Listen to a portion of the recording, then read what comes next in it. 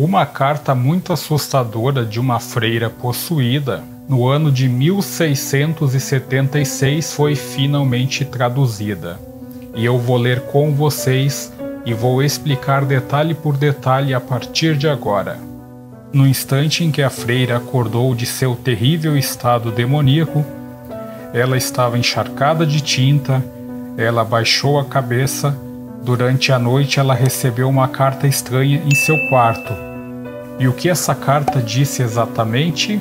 Ou qual foi a fonte da mensagem? Ela não tinha ideia. Apesar disso, a carta estava coberta de símbolos misteriosos, que só poderiam levar a uma conclusão.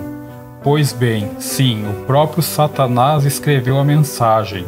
No entanto, ninguém foi capaz de decifrar a misteriosa carta nos 340 anos desde que apareceu pela primeira vez até agora. Irmã Maria Crocifissa della Concesione. A Irmã Maria foi a freira desta história. Ela procurou um consolo espiritual na ilha de Sicília, uma terra rica em tradição cristã. Na verdade, é dito que o apóstolo São Paulo pregou ali quase 2000 anos atrás. No entanto, sem dúvida, onde há Cristo também é Satanás. Irmã Maria parecia estar lutando contra os dois. Aos 15 anos de idade, a Irmã Maria ingressou em um convento beneditino na Sicília. Ela aprendeu a ordem beneditina de trabalho, paz e oração ali. Irmã Maria, apesar de sua devoção, não parecia estar à vontade. Ela alegou que estava possuída pelo próprio diabo. Isso acabaria por levar à carta sinistra que estava crivada de símbolos de mau presságio. A Irmã Maria parecia ser um recipiente para o tormento do inferno, existindo ou não o diabo. Ela gritou e perdeu a consciência ao se aproximar do altar do convento, por exemplo. A freira parecia dividida entre o bem e o mal, como se acreditasse que Satanás estava tentando transformá-la no mal. Pois bem, então havia a misteriosa carta. Isso mesmo, o diabo assumiu o controle do corpo da freira. Em um dia do ano de 1676, de um acordo com ela, e escreveu uma mensagem diabólica. A nota foi escrita em um idioma desconhecido e nem mesmo tinha um alfabeto reconhecível. Por outro lado, os seus misteriosos glifos pareciam ser uma confusão de letras desatualizadas e símbolos ocultos. E descobrir o que tudo isso significa levaria por volta de 340 anos. Não foi a primeira vez que Satanás aparentemente fez uma visita a um convento, o que, quem sabe, seja surpreendente. Um grupo de 17 freiras foi preso dentro dos muros de um convento ursulino em London, França, no ano de 1632. Apenas 6 meses após a eclosão de uma epidemia de peste devastadora. Foi então que elas começaram a agir de maneira irracional. Várias freiras até afirmaram ter tido visões sinistras. As mulheres então começaram a se comportar de maneiras estranhas e inexplicáveis. Elas praguejavam, gritaram e até latiram, atraindo uma multidão considerável de pessoas curiosas. O capelão do convento afirmou que Satanás havia possuído as freiras. Diante de tal tempestade, os oficiais da igreja lançaram uma investigação e chegaram a uma conclusão chocante e inesperada. De acordo com as descobertas, as cenas chocantes no convento foram causadas pelo homem santo local, o padre Urbain Grandier. Grandier era considerado um feiticeiro perigoso, que fez um acordo diabólico com Lúcifer, lançou feitiços das trevas e convocou espíritos malignos que possuíssem as freiras ursulinas. Um julgamento ocorreu no ano de 1634 e o clérigo foi considerado culpado. a sua punição também foi apropriadamente horrível. A sentença de Grandier diz: nós ordenamos Urbain Grandier, devidamente julgado e condenado pelos crimes de magia, malefícia e de causar possessão demoníaca de várias freiras ursulinas.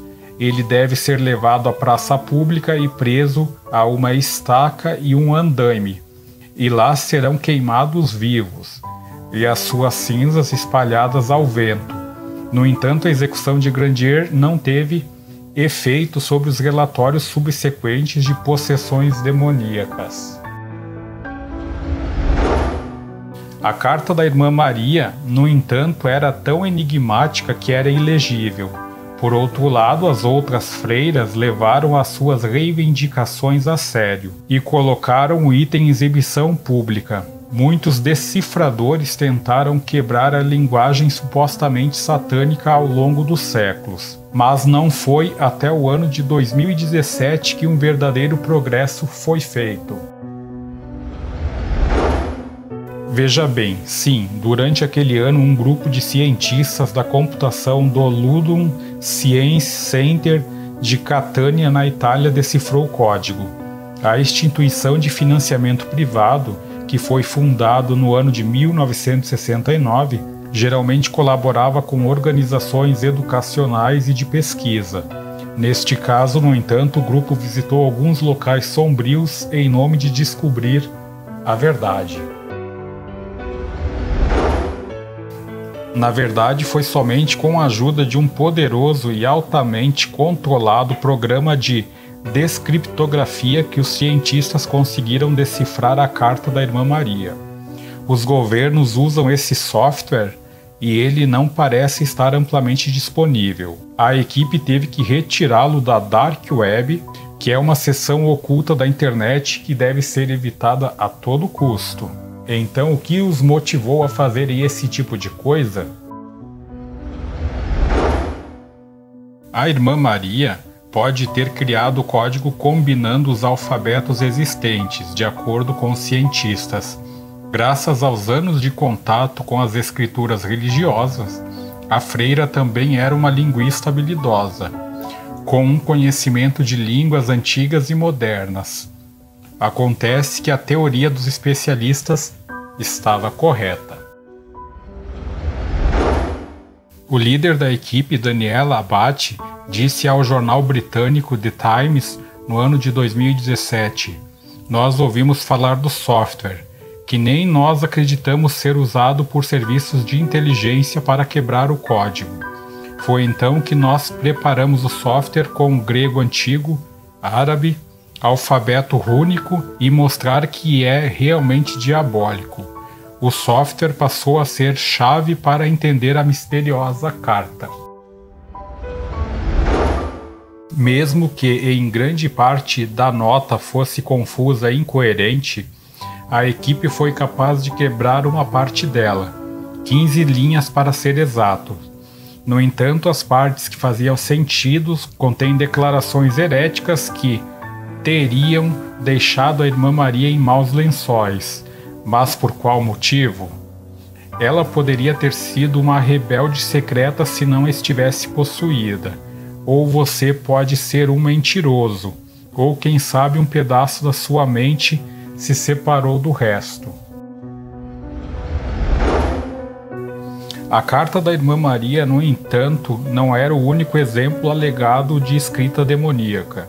O livro de John Ashton, O Diabo na Grã-Bretanha e na América, publicado no ano de 1896, afirma conter uma cópia do único espécime conhecida da caligrafia do diabo. Essa amostra foi originada de um tomo do século XVI em latim chamado Introdução às Línguas do Caldeu, Sírio e Armênio e as 10 outras línguas.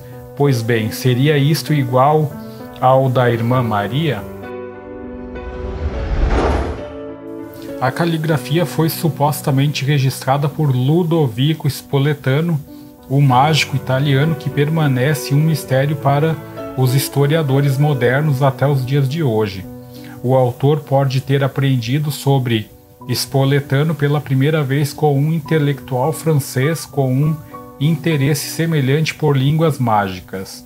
A história deles é fascinante e os dois são conhecidos por corresponderem sobre o tão sinistro assunto. De acordo com a lenda, Spoletano convocou Satanás e o interrogou com uma série de perguntas, que o diabo teria concordado em responder por escrito. Em vez de possuir o mágico, é dito que Satanás fez uma caneta flutuar no ar. De acordo com a lenda, ele escreveu as respostas diretamente no jornal de Spoletano. Como resultado, os escritos do diabo têm precedentes. De acordo com Ashton, a escrita pode ter derivado do amárico, uma linguagem etíope falada na região de Amarra. De acordo com uma lenda, o amárico era uma língua primitiva falada no Éden, afirmou o escritor, e a amostra de Ashton continua a despertar o interesse de acadêmicos até os dias de hoje. A escrita é incompreensível, de acordo com acadêmicos modernos e decifradores amadores, pois bem, não deve ser surpresa, apesar disso, que ninguém tenha sido capaz de decifrar o texto até este ponto.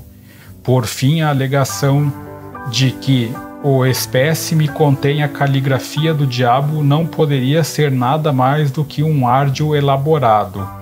Ainda assim, o roteiro tem uma vibração demoníaca. Com alguns dos personagens parecendo forçados, a carta da Irmã Maria, por outro lado, exigia o uso de uma máquina para decifrar. E nós sabemos que o autor daquela carta afirmou que Deus é uma criação feita pelo homem, e que Deus, Jesus e o Espírito Santo são todos pesos mortos. De acordo com a carta, Deus pensa que pode libertar mortais. Este sistema não funciona para ninguém. Outra frase diz: quem sabe agora, Styx esteja certo, o que parece ser uma referência ao rio mitológico à beira do mundo subterrâneo. Quanto mistério! Apesar do conteúdo religioso das divagações rabiscadas da Irmã Maria, Abate acredita que o diabo não as escreveu. Ela disse ao jornal americano The New York Times: pessoalmente, eu acredito que a freira tinha um bom domínio de línguas, o que lhe permitiu inventar o código. E a Irmã Maria pode ter sofrido uma doença como esquizofrenia que a fez imaginar um diálogo com o próprio diabo. Muitos dos sintomas da esquizofrenia parecem ser semelhantes aos associados à possessão demoníaca. Algumas alucinações auditivas e fantasias estranhas podem estar entre eles. Da mesma forma, algumas pessoas com condições falam em salada de palavras, o que parece refletir em um colapso com o pensamento coerente. Isso é semelhante ao fenômeno de falar em diversas línguas. Veja bem, também é importante notar que o tipo de delírios que os pacientes com esquizofrenia têm pode parecer refletir sua formação cultural. Alguns delírios envolvendo religião, como acreditar ser um profeta ou possuído pelo diabo, são comuns nas sociedades fortemente cristãs. Por outro lado, a religião pode ser um gatilho para colapsos psicóticos, em parte devido aos seus temas e imagens. A espiritualidade da Irmã Maria parecia ser uma fonte de conflito, o que é bem significativo. Ela não conseguiu encontrar a salvação, apesar de buscar refúgio em um convento. Em vez disso, a freira parece ter sido afligida pelas mesmas forças demoníacas que sobre as quais a Bíblia tanto nos alerta. No entanto, nem todos os psiquiatras consideram a possessão demoníaca uma forma de doença mental. Por exemplo, o Dr. Richard Gallagher, da Universidade de Columbia, em Nova York, disse ter visto dezenas de casos de posse e de acordo com o Dr. Gallagher, os demônios existem, e um de seus passatempos favoritos é falar línguas estranhas. Em junho do ano de 2018, Dr. Gallagher disse ao jornal The Daily Mail que os demônios são anjos caídos. Eles são extremamente brilhantes, muito mais brilhantes do que os humanos. Eles existem há milênios, então falam todos os idiomas. Eu os ouvi falar chinês, grego antigo, que estudei. Com certeza, eu os ouvi falar e entender latim. Eles fazem isso, muito provavelmente, para assustá-lo ou para se exibir, para se vangloriar. O Dr. Gallagher continuou: eu entendo que acreditar em espíritos malignos não é uma crença muito reconfortante e tem implicações que você sabe. Nós não queremos aceitar. Dito isso, há muitas teorias alternativas. No entanto, eu não acho que essas teorias geralmente se sustentam. E no momento em que você vê alguns desses casos, você percebe que isso, com certeza, não é algo que poderia ser explicado por psicopatologia, ou trapaça, ou qualquer coisa desse tipo. Gallagher não está sozinho em suas crenças, como muitos profissionais de saúde mental concordam com ele. De acordo com o Dr. Mark Albanese, alguns psiquiatras reconhecem que crenças espirituais de um indivíduo, quaisquer que sejam, desempenham um papel. Existe uma certa abertura para experiências que estão acontecendo, que estão além do que podemos explicar por exames de ressonância magnética, neurobiologia ou mesmo teorias psicológicas, disse ele à CNN em agosto do ano de 2017. O exorcismo pode ser uma forma arcaica de psicoterapia. De acordo com o psicólogo Dr. Stephen Diamond, ele afirma, por exemplo, que todos sabem que Jesus Cristo expulsou demônios dos enfermos. Além do mais, Hipócrates, uma das figuras fundadoras da medicina ocidental, era um exorcista. Além de tudo, a prática do exorcismo tem uma longa e variada história que abrange diversas religiões ao redor de todo o mundo. Diamond até escreveu sobre as semelhanças entre psicoterapia e os exorcismos em um artigo no ano de 2012 para o site Psychology Today. De acordo com o especialista, a psicoterapia, assim como o exorcismo, normalmente consiste em uma batalha real prolongada, acirrada, exigente, muitas vezes tediosa e amarga com os demônios emocionais diabolicamente obstinados do paciente. Isso é, às vezes travando durante o curso de anos ou até mesmo décadas, em vez de semana ou meses, e nem sempre com um sucesso consumado. Diamond continuou: a principal diferença entre a psicoterapia e o exorcismo é que a psicoterapia moderna é tipicamente um tratamento secular para os demônios figurativos, metafóricos, traumas mentais, emocionais ou psicológicos, memórias ou complexos. Durante o tempo em que o exorcismo considera a exigência de demônios literalmente, fazer isso pode ter certas vantagens no tratamento de pacientes que acreditam no diabo, nos demônios e no exorcismo, a não ser por outra razão que o poder extremamente impressionante da sugestão. Em algumas sociedades, a crença na possessão demoníaca permanece relativamente difundida. Um passageiro em um trem lotado do metrô na Cidade do México, por exemplo, filmou um exorcismo improvisado ocorrendo à vista de passageiros em julho do ano de 2018. O clipe, que foi visto por mais de 1 milhão de vezes, mostra um homem bem vestido aparecendo suplicar a Jesus Cristo durante o tempo em que uma mulher está supostamente possuída e grita a palavra demônio. Em nome de Jesus, saia, o homem diz a certa altura. Você precisa ir em nome de Jesus, você precisa ir. No entanto, depois de aparentar se submeter a princípio, a mulher o ataca com um enorme guarda-chuva. De acordo com as fontes da mídia local, essas cenas estranhas não são inéditas nos trens da cidade.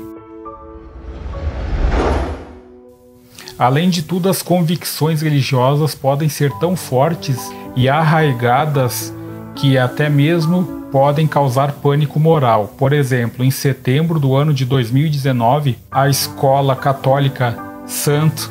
Edward em Nashville, nos Estados Unidos da América, expurgou a sua biblioteca de livros do Harry Potter, a conselho do pastor da escola, que, ao que tudo indica, procurou o conselho de muitos exorcistas.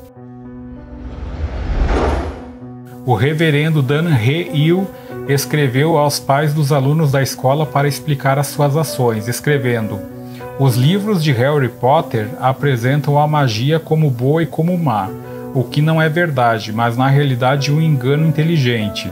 As maldições e feitiços usados nos livros são maldições e feitiços reais que, no momento em que lido por um ser humano, corre o risco de conjurar espíritos malignos na presença de pessoas que leem o texto." No entanto, no instante em que o pânico moral impede a ação racional, os resultados podem ser desastrosos. Em Londres, no ano de 2016, por exemplo, a possessão de Kennedy Ife começou com uma dor de garganta e com dificuldades para dormir. A condição de Ife piorou nesse meio tempo, no instante em que ele ficou agitado e delirante, alegando estar possuído por uma serpente. Ele também começou a agir agressivamente de acordo com o depoimento subsequente de um de seus irmãos no tribunal. A família de Ife, que se diz serem cristãos carismáticos, supostamente passou a esconder todas as facas de cozinha e algemar e amarrar o rapaz de 26 anos de idade. Depois disso, os parentes teriam tentado um exorcismo doméstico, mas mesmo assim a sua cura falhou. A respiração de Ife tornou-se difícil e ele começou a reclamar de estar desidratado. De acordo com os relatórios, e tragicamente o jovem morreria apesar dos melhores esforços de seus irmãos para realizar uma ressurreição ritualística. Pois bem, como resultado, a crença na possessão demoníaca persiste até os dias de hoje, ao ponto em que a Igreja Católica Romana está supostamente treinando uma nova geração de exorcistas, em uma batalha espiritual autoproclamada como as forças das trevas. Algumas igrejas protestantes também começaram a lançar os demônios. No entanto, poderia ser que o trabalho deles seja mais do que somente uma forma teatral e potencialmente prejudicial de psicoterapia. As experiências da Irmã Maria, das freiras de London e de incontáveis outras poderiam ter sido descritas em outros termos que não metafísicos na Sicília do século XVII, e centenas de anos antes nascidos de Freud e da psiquiatria moderna. Seja qual for a verdade, a chama da carta do diabo da Irmã Maria é estranha o suficiente para nos manter na dúvida até os dias de hoje, e são as áreas cinzentas entre fato e ficção que podem ser mais fascinantes. No entanto, nenhuma história de freira é mais fascinante do que a de Santa Bernadette. Apesar de a francesa já estar morta há 140 anos, o seu corpo tem uma qualidade estranha. Diz que seu corpo permaneceu assustadoramente inalterado desde o dia em que ela morreu. Foi no ano de 1909 e já se passaram 30 anos desde Bernadette, uma garota simples mas devota de uma pequena cidade francesa, morreu. Os médicos estão se preparando para exumar o seu corpo pela primeira vez. Em circunstâncias normais, os médicos esperariam encontrar algumas decomposições natural, é claro. Bernadette, por outro lado, não era uma pessoa comum. Bernadette ficou muito famosa em Lourdes, ainda adolescente, por supostamente ter tido visões da Virgem Maria. ela humildemente viveu o resto de seus dias em um convento católico em Nevers, França, para evitar a atenção. A vida de Bernadette, no entanto, foi marcada pela doença, e depois de uma longa batalha contra a tuberculose, a francesa morreu com apenas 35 anos de idade. No instante em que os especialistas desenterraram o corpo de Bernadette no ano de 1909, eles procuraram evidências para explicar os supostos encontros divinos que a tornaram famosa quando ainda era jovem. Durante o tempo em que a equipe removia com muito cuidado a laje da pedra de sua tumba e abria o caixão, eles foram confrontados com uma visão perturbadora. O corpo de Bernadette permaneceu misteriosamente intacto 3 décadas depois de sua morte. No dia 7 de janeiro do ano de 1844, Santa Bernadette nasceu. Ela nasceu com 8 irmãos e irmãs na cidade francesa de Lourdes, perto das montanhas de Pyrénées. O pai de Bernadette, François, trabalhava como operário e sua mãe, Louise, trabalhava como lavadeira. E é seguro dizer que a sua família enfrentou algumas dificuldades financeiras. Bernadette, por outro lado, era atormentada por doenças além de viver em extrema pobreza. Algumas pessoas especulam que isso explica por qual motivo a francesa nunca cresceu mais de 1,40 m. Bernadette contraiu cólera quando ainda era bem pequena e sofreu de graves problemas respiratórios pelo resto de sua vida. A educação de Bernadette também foi bastante prejudicada devido à sua saúde frágil. As suas habilidades de leitura e escrita, por exemplo, eram fracas, e o seu domínio da língua francesa era bem limitado. Bernadette, por outro lado, falava em occitano, língua indígena da religião dos Pirineus, onde ela e sua família viviam. Veja bem, a fortuna da família de Bernadette havia despencado ao ponto em que os 11 deles foram forçados a viver juntos em um único quarto subterrâneo em algum momento de sua infância. Mesmo que morando lá sem pagar aluguel, graças ao parente de Louise, as condições de saúde não eram ideais. A casa improvisada já havia sido como uma cela de prisão, ganhando um apelido de masmorra. Os pais de Bernadette, neste meio tempo, foram forçados a assumir uma variedade de empregos para alimentar a sua grande família. Bernadette também ajudou durante algum tempo a sua ex-ama de leite, Mary, no vilarejo próximo de Bartier. De acordo com os relatos, a menina foi contratada para que Mary pudesse cuidar dela. Mas, mesmo assim, ela logo se viu cuidando dos próprios filhos de sua ex-ama de leite, até mesmo cuidando de suas ovelhas. Tudo isso sem pagamento algum. Apesar de suas dificuldades, Bernadette manteve um forte senso de devoção religiosa. No momento em que a francesa foi repreendida por não memorizar os seus estudos religiosos, ela teria respondido: pelo menos ela sempre saberia como amar o bom Deus. A natureza religiosa de Bernadette não passou despercebida pelo clero de sua cidade local. Na realidade, apesar de suas interações limitadas com Bernadette, um padre chamado Abe Arder, da comunidade de Bartier, parecia estar bastante interessado nela. Disse que Arder pensou: ela me parece uma flor envolta em perfume divino. Ele teria falado da garota em outra ocasião: olhe para esta criança pequena. Quando a Santíssima Virgem quer aparecer na Terra, ela escolhe crianças como ela. Ninguém poderia ter previsto o quão precisa seria a descrição do clérigo de Bernadette. Bernadette estava recolhendo lenha com sua irmã e uma companheira de jogos chamada Gianni, em fevereiro do ano de 1858.